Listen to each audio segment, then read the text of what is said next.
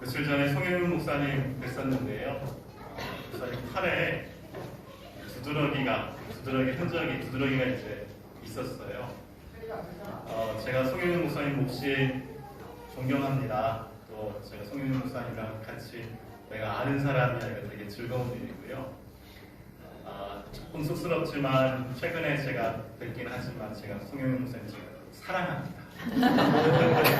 허나 제가 두드러기 난 목사님 팔에 있는 두드러기를 보면서 제가 가렵지도 않고요, 아프지도 않고요, 그냥 궁금해요. 그냥 그뿐입니다. 궁금하다. 왜 아프실까? 어디가 아프실까? 병원은 갔다 오셨을까? 약을 드셨을까? 이게 궁금하지.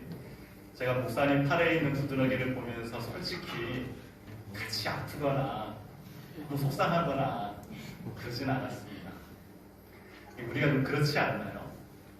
아프구나라는 걸 누가 인지할 수는 있지만 다른 사람이 아프거나 고통스럽거나 그렇구나라고 짐작할 수는 있지만 아무리 내가 좋아하는 사람이어도 아무리 내가 사랑하는 사람이어도 같이 아프지는 않습니다. 심지어 자식도 그렇죠. 자식을 보면서 내가 대신 아프면 좋겠다 이 마음이 들지만 대신 아프진 않습니다. 제 아이가 제가 너무 사랑하는 아이지만 둘째 아이가 어렸을 때 폐렴으로 3번 입원을 했어요. 3번째 입원할 때는 한 보름간 제가 같이 병원에 있었는데요. 아이가 너무 아파하니까 제 마음뿐이에요. 제 마음이 그냥 대신 아프면 좋겠어 그 마음이 들지만 아무리 그 마음이 있다고 해도 제가 아프진 않습니다. 우리 육체의 한계가 있죠. 내 육체의 한계가 사람에게 있어서 우리 마음이 내 육체의 한계를 벗어날 수가 없습니다. 오늘 성령 강림주일인데요. 성령 강림주일의 의미는 뭐냐면 내 육체의 한계를 벗어날 수 있는 신비가 있다고 믿는 거예요. 나는 육체를 가지고 있는 사람이어서 누가 아파도 대신 아파할 수도 없고 함께 아파할 수가 없지만 그냥 마음뿐이지만 내 육체에 나는 갇혀있지만 성령께서 나에게 임하시면 이게 가능한 신비가 우리에게 열릴 수가 있고 구현될 수가 있습니다. 그래서 이게 신비입니다. 성령께서 우리에게 오신다는 건, 성령께서 나에게 강림하신다는 건 내 육체의 한계를 벗어나는 신비를 내가 믿는 것이고 나아가 신비를 경험하는 것입니다. 아주 옛날인데요. 1980년 5월에 문용동 전도사가 계셨어요. 제 고향이 전라도 광주인데요. 저는 광주 제일교회 6살에 처음 이제 6살 때부터 교회에서 신앙생활을 시작했습니다. 그게 1981년인데요. 1980년에 돌아가셨던 광주 제일교회에서 전도사를 하셨던 분이 계셨어요. 문용동 전도사님입니다. 이분은 고등학교 때 예수를 믿게 됐고요. 또 제일교회에서 예수를 알게 되고 또 호남신학대학교에 입학하십니다. 군에 가서는 총기와 화약을 다루는 훈련을 받으셨어요.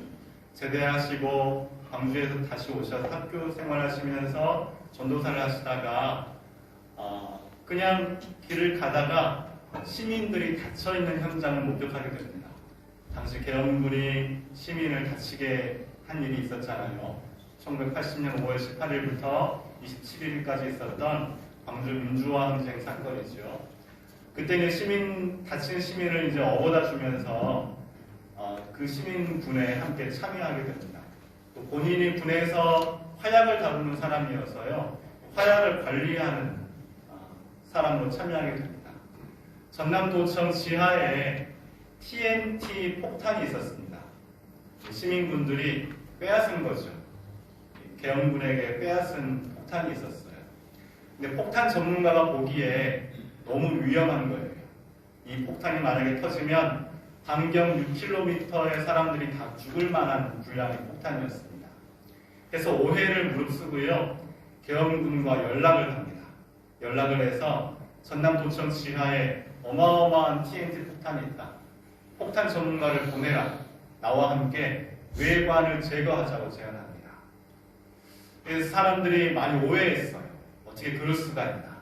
지금 시민들이 많이 죽고 있는데 어떻게 계엄군이랑 손을 잡고 뇌관을 제거하는 일을 할 수 있을까 오해했습니다.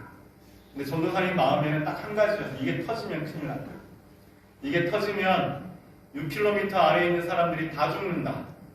이게 다른 명분, 어떤 복잡한 상황, 정치적인 이유 다 떠나서 전도사로서 6km 안에 있는 사람들이 행여라도 이 폭탄 때문에 죽을 수 있는 것을 막아야 한다는 생각 한 가지밖에 없으셨던 것 같아요.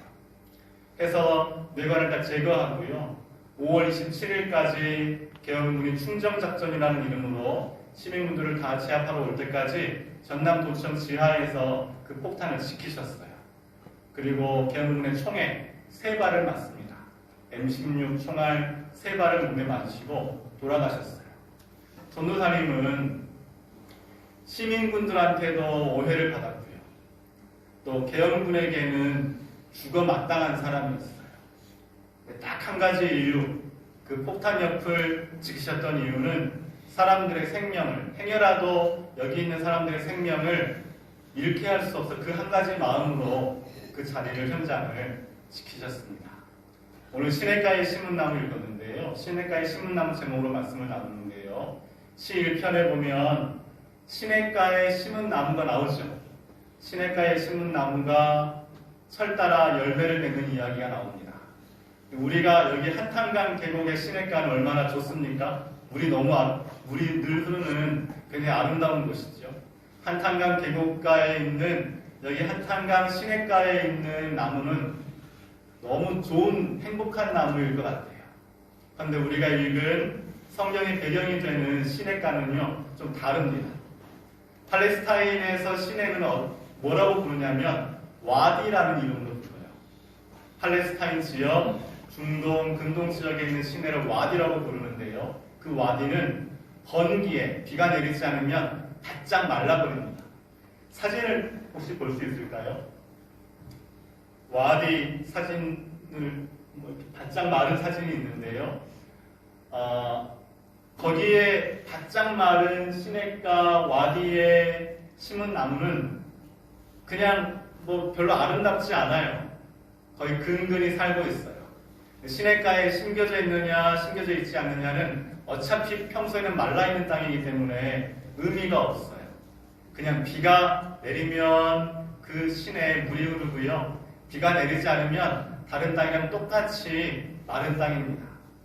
성서에서 시냇가에 심은 나무라는 뜻은, 우리가 읽은 시 1편에서 시냇가에 심은 나무라는 뜻은요, 말라 비틀어진 땅바닥을 지키고 있는 나무라는 뜻으로 우리가 이해할 수도 있습니다.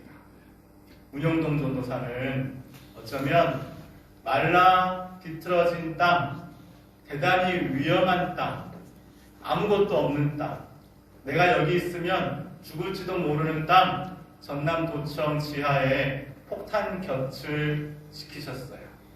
저는 시냇가에 심은 나무에, 시냇가에 심겨진 나무 같은 분이라고 생각해요. TNT 폭탄 옆에, 그 곁에 위험한 땅이지만, 말라있는 땅이지만, 혼돈과 공허와 흑암의 땅이지만 그 곁을 지키셨던 문용동 전도사가 시냇가에 심은 나무라고 저는 믿어요. 왜 그랬을까요? 왜 내가 여기 있으면 죽을지도 모르는데, 내가 여기 있으면 내가 말라버릴 수도 있는데, 내가 여기 있으면 위험할 수도 있는데, 내가 여기 있으면 폭탄과 함께 내가 파멸할 수도 있는데 왜 그게 가능했을까요? 우리 육체는 다른 사람의 고통에 민감하게 반응할 수 없는데 문용동 전도사에게, 고뇌하는 전도사님에게 성령께서 임하셨다고 저는 믿어요. 성령께서 임하셨기 때문에 6km 안에 있는 생명들이 내 생명과 다르지 않았던 거예요. 거기 전남도청은요, 광주제일교회와 약 한 600m 정도 떨어져 있습니다. 어쩌면 교회 식구들이 생각났을 수도 있어요. 저희 집은 교회에서 200m 정도 떨어져 있습니다. 만약에 그 폭탄이 터졌다면, 전도사님이 그 폭탄의 뇌관을 제거하지 않았다면 저희 외가가 있었는데요. 저희 형, 둘째 형, 저희 외할아버지, 외할머니, 또 제가 아는 교회 식구들도 그때 돌아가셨을 수도 있는 거죠. 성령이 우리에게 임하신다는 것은요, 종교적인 엑스타시 환희 속에서 큰 즐거움 속에서 우리에게 임하실 수도 있고요. 성령께서 우리에게 임하실 때는 깊은 고민, 깊은 고뇌 속에 우리에게 임하실 수도 있습니다. 또 내가 여기 있고 싶지 않은데, 내가 여기 있으면 위험할 것 같은데, 내가 여기 있다가는 죽을 수도 있을 것 같은데, 그런데 다른 사람의 생명이 걸리는 거예요. 다른 사람의 얼굴이 떠오르는 거예요. 그럼 내가 여기에 지켜야 한다면, 내가 여기 말라비틀어진 와디를 지켜야 한다면, 그래서 비가 내리면 여기에 물이 흐르는 곳임을 사람들이 알게 해주어야 한다면, 내가 혹 위험하더라도, 내가 혹 죽을 수 있다고 하더라도 내가 내 생명까지 걸 수 있는 것, 이게 내 육체의 한계를, 내 생명의 한계를 벗어나는 거죠. 이게 성령 충만한 사람의 모습입니다. 성령 충만한 사람의 증거입니다. 우리가 어떤 체험이 있을 수 있습니다. 성령께서 나에게 강압적으로 임하시는 엑스타시와 같은 성령 체험이 우리에게 있을 수도 있습니다. 저에게도 그런 게 있습니다. 제가 성경을 읽다가 길에서 저는 그냥 성경을 읽은 적이 있는데요, 정말 알 수 없는 힘이 제 몸을 이렇게 사로잡은 적이 있어요. 제가 20여 분을 성경을 읽은 것 때문에 너무 기쁘고 흥분돼가지고요, 막 뛰어다녔던 적이 있습니다. 이상한 경험이죠. 그런 성령 체험이 있는가 하면, 또 문용동 전도사에게 임하던 성령 체험은요, 너무 깊은 고민이었을 거예요. 깊은 고뇌, 이 상황에 대한 인식, 계엄군의 공격, 시민군의 오해, 좌에 우에 어디에 있어야 될지 모르는 상황, 내가 여기에 있으면 어떻게 될까 고민, 그 와중에 그 마음속에 성령께서 임하셨을 때 다른 사람의 생명, 적어도 이 6km 안에 있는 사람들의 생명을 내가 지켜야 해. 그 생명과 내가 하나야. 사람과 사람이 연결되어 있어. 고통 속에 우리가 연대하고 있어. 그 감동이 전도사님에게 있었기 때문에 그 현장을 지켰을 거라고 저는 믿어요. 시냇가에 심은 나무는 여기 한탄강 계곡처럼 물이 맑게 풍성하게 흐르는 그런 나무처럼 우리가 열매 맺는 인생을 살 수도 있을 거고요. 또 바짝 마른 와디와 같은 곳에 심어진 나무처럼 여기 있고 싶지 않은데 내가 여기 있어야 비가 내리면 여기에 물이 흐르는 곳이라는 걸 사람들이 알게 될 거야. 그 마음으로 내 육체의 한계를 넘어서 제 자리를 지키고 있는 그 믿음 또한 성령 충만일 겁니다. 여러분 모두에게 성령이, 하나님의 영이 임하시길 기대합니다. 창세기 1장 2절은 이렇게 되어 있습니다. 땅이 혼돈하고 공허하며 흑암이 깊은 위에 있고 하나님의 영은 수면 위에 운행하시니라. 창세기 1장 2절, 우리가 읽는 성경의 시작은요, 하나님의 영으로 시작합니다. 성령으로 시작합니다. 우리가 믿는 하나님은 성령 하나님, 하나님의 영이신 하나님, 혼돈과 공허와 흑암의 땅을 운행하고 계시는, 거기에서 자명하고 계시는, 계엄군이 있어도 시민군이 있어도 여기에 정치적인 상황 몹시 복잡하지만 혼돈과 공허와 흑암이 가득한 땅에 자명하고 운행하시는 우리 하나님이 창조하시는데요. 무엇을 창조하십니까? 빛을 창조하시죠. 빛이 있으라 하시니 빛이 있었고 이게 첫날이었다라고 창세기 1장 3절이 말합니다. 예수께서 우리를 뭐라고 부르십니까? 너희는 세상의 빛이다라고 말씀하셨죠. 혼돈과 공허와 흑암의 땅을 운행하시는 성령께서 창조하시는데 누구를 창조하시냐면 우리를 창조하시고 우리를 뭐라고 하시냐면 우리를 빛이라고 부르십니다. 우리를 보는 사람들이, 우리를 만나는 사람들이 이전과 다른 새로운 날 하루를 열게 된다면 그 사람에게 창조가 일어나는 겁니다. 오늘 우리가 하나님의 창조를 경험하는 성령 강림절이면 좋겠습니다. 우리가 빛으로 창조되면 좋겠습니다. 우리를 만나는 사람들이 빛을 경험하면 좋겠습니다. 기도하겠습니다. 하나님, 오늘 우리에게 새날 새로운 시간을 열어주셔서 감사합니다. 우리 모두에게 성령께서 오시옵소서. 성령께서 오셔서 혼돈과 공허와 흑암의 땅을 하나님의 빛으로 충만하게 풍성하게 채워주시옵소서. 우리가 서 있는 땅이 비록 와디 마른 시내 같을지라도 시냇가에 심은 나무 되어 철 따라 열매 맺으며 하는 일이 다 잘 되는 복 우리가 누리게 해주세요. 예수님의 이름으로 기도드립니다. 아멘.